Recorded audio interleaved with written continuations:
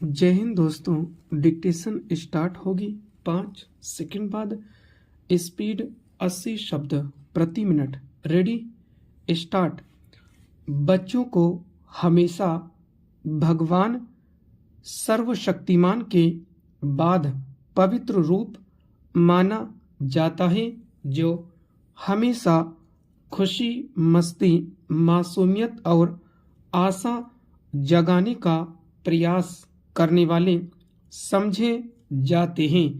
एक देश के भविष्य का निर्धारण इस आधार पर होता है कि किस तरह से उस देश में बच्चों और महिलाओं के साथ व्यवहार होता है। आखिरकार बच्चे आशा की किरण होते हैं, एक मजबूती की आशा न केवल देश की अर्थव्यवस्था के लिए बल्कि देश के कुशल मानव संसाधनों के साथ, जिनकी पहुंच भारत में शिक्षा के सिद्धांतों के साथ युग्मित अस्तित्व के लिए आवश्यक आधारभूत सुख सुविधाओं पर हो के लिए भी बहुत जरूरी है।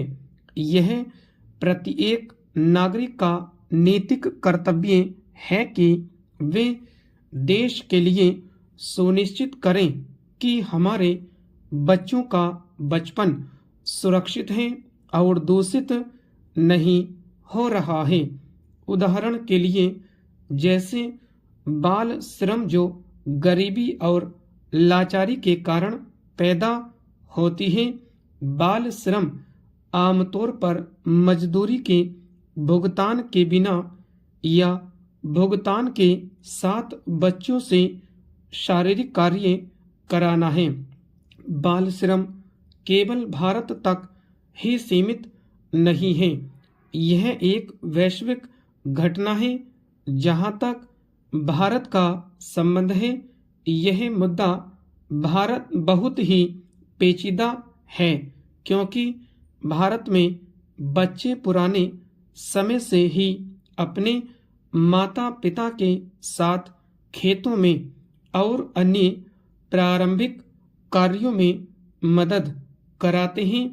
एक इससे ही संबंधित अन्य अवधारणा जिसकी इस समय व्याख्या करने की जरूरत है, वह है बंधुआ मजदूरी, जो शोषण का सबसे सामान्य रूप है।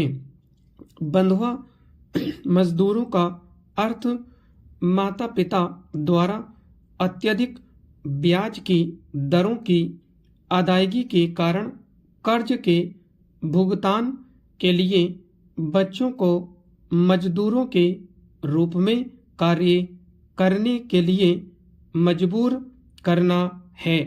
बंधुआ मजदूरी की अवधारणा से जुड़ी अवधारणा शहरी बाल मजदूर अवधारणा है, जहां मजदूर गली के बच्चे होते हैं जो अपना लगभग पूरा बचपन गलियों में मजदूरी करते हुए व्यतीत कर देते हैं।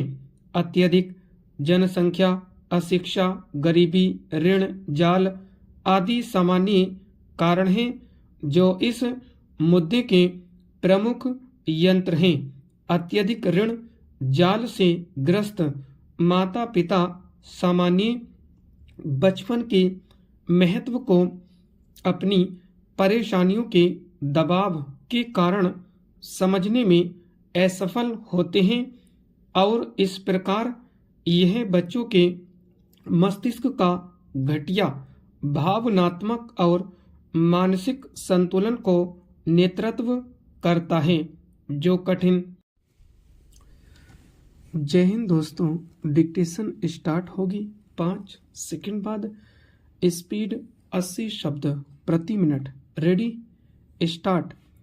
बच्चों को हमेशा भगवान सर्वशक्तिमान के बाद पवित्र रूप माना जाता है, जो हमेशा खुशी, मस्ती, मासूमियत और आशा जगाने का प्रयास करने वाले समझे जाते हैं।